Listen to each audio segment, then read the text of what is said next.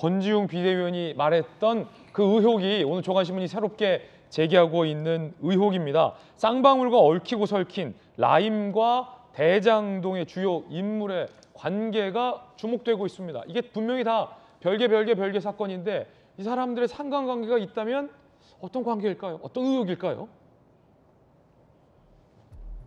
쌍방울과 얽히고 설킨 라임 대장동의 주요 인물. 쌍방울 김성태 전 회장 도피 중이죠. 황제 도피 의혹 제기됐죠. 대장동 사건의 김만배, 라임 펀드 사건의 이종필, 전주 박모 씨. 이 사람들이 어떤 인연이냐 주목되고 있다는 겁니다.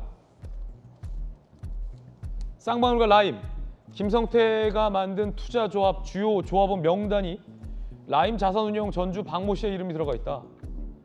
라임 전주가 거기도 들어가 있다. 이종필 전 라임 부사장에게 5천만 원 받고 금감원 청탁 혐의 엄모 씨. 그 엄모 씨가 김성태 전 회장의 비서실에 근무하더라. 김성태를 통해 이종필을 소개받았다라는 엄모 씨 판결문의 내용도 등장합니다. 얽히고 설킨 쌍방울과 라임의 인적 관계. 대장동, 쌍방울, 화천대유 대주주 김만배 구속 기소됐죠. 지난해 10월 구속영장 1차 기각 당시 구치소에 나설 때 오토바이를 타고 나타나 호위한 남성이 쌍방울의 전 부회장 최모 씨다. 쌍방울 부회장이 왜 대장동 화천대유 김만배를 호위하죠, 오토바이 타고? 상식적이지 않은 장면.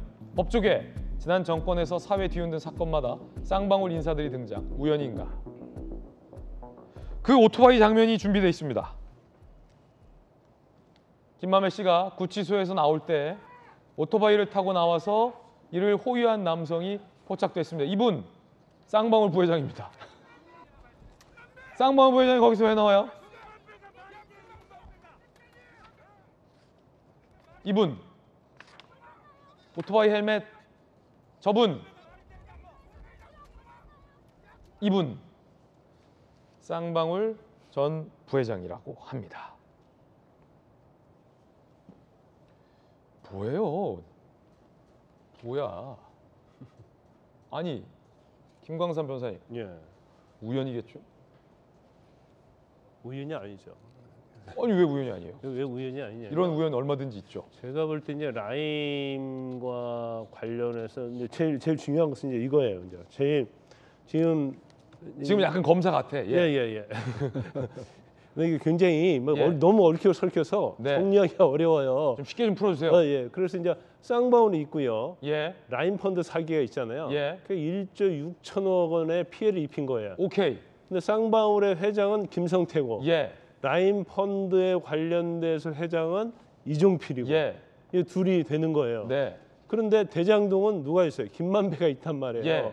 그러니까 쌍방울 라임 보면은 이제 쌍방울 라임 관계에서 한번 보면 말이죠.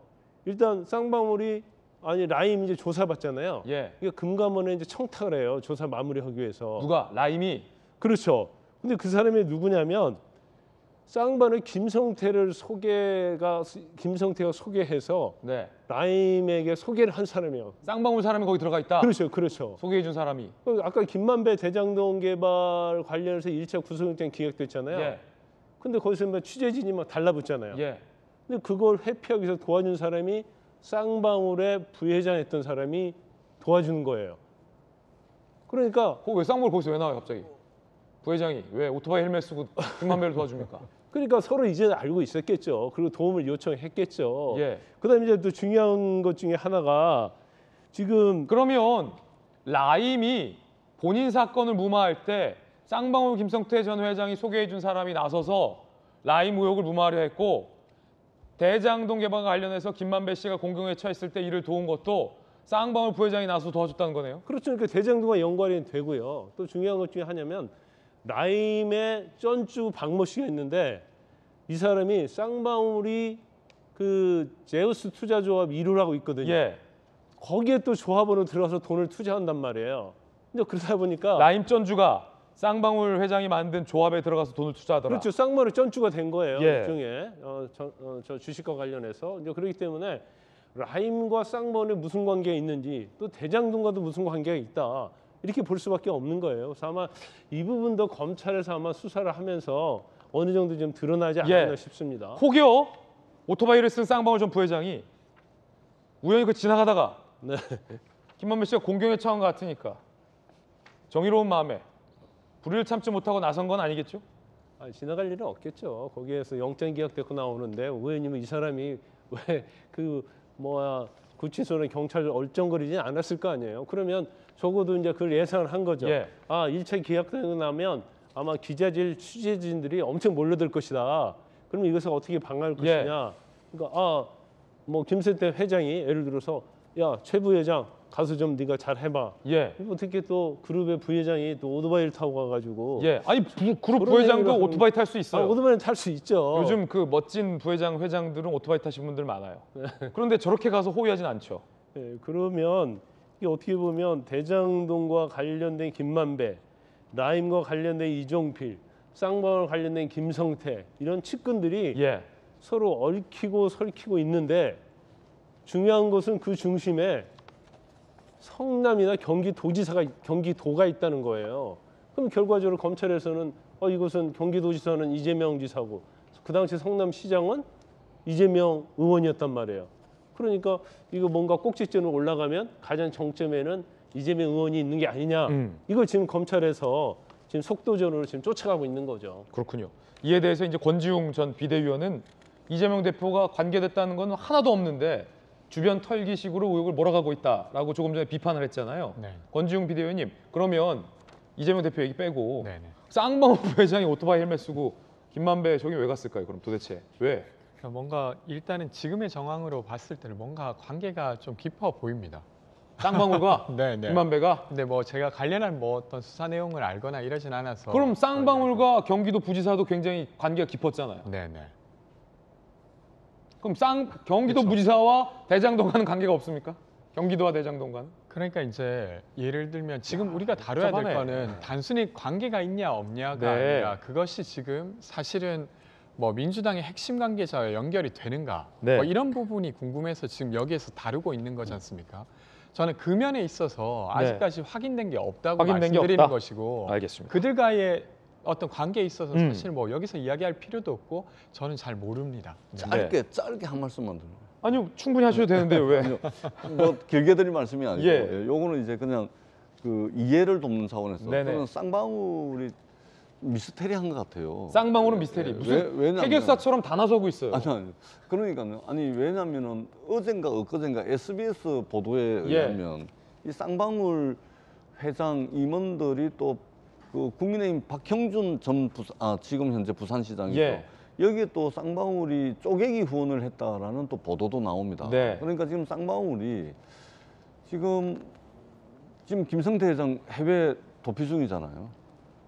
저는 빨리 저 사법 공조를 통해 가지고 하면 여기저기 많이 엮여 있는 것 같아요. 근데 이게 단순히 이재명 지사를 연상하게 한다든지 또 민주당 관계자 이런 것 같지는 않고 보니까 여기저기 많이 좀 엮여 있는 것 같은데 저는 빨리 국내로 소환을 해서 조사를 해야 될 필요가 있다고 생각을 합니다. 박정호 의원님 어떻게 보십니까? 저는 전재수 의원님 말씀에 동의해요. 도대체 검찰은 뭐 하고 있는 거예요? 이게 새로 생겨서 한두 달 사이에 있었던 일도 아니고 이미 몇 년 동안 오래된 건데 라임 사건이니 무슨 김만배니 쌍방울이니 이런 의혹 나온 지가 언젠데 아직도 뭐 하고 있는지 잘 모르겠어요. 도대체 정권이 바뀌기 전인 지난 5월 이전에 검찰은 이 건과 관련해서 얼마나 어떻게 수사를 하고 있었는지, 어떻게 하면 수사 기밀이 유출이 되고 그 건 유출이 된 걸 보고 태국인지 베트남으로 도망을 갈 수 있고 그 도망간 사람이 국내에서 회를 공수해서 먹을 수 있고 어떻게 또 김만배 1차 기각되는데 쌍방울 부회장, 보통 그룹 부회장이 오토바이 탈 수 있어요. 그럼 아까 우리 화면에 본 것처럼 이렇게 타는 거 말고요. 이렇게 타는 거 있잖아요. 그래서 펑펑펑 하고 펑펑펑 이러는 오토바이 그런 거는 취미로 탈 수 있는데 저 헬멧 쓰고 마치 무슨 저 택배 하듯이 이거 하는 오토바이 잘 안 타거든요. 도대체가 그럼 쌍방울은 뭐 했는지 아니 검찰이 있잖아요.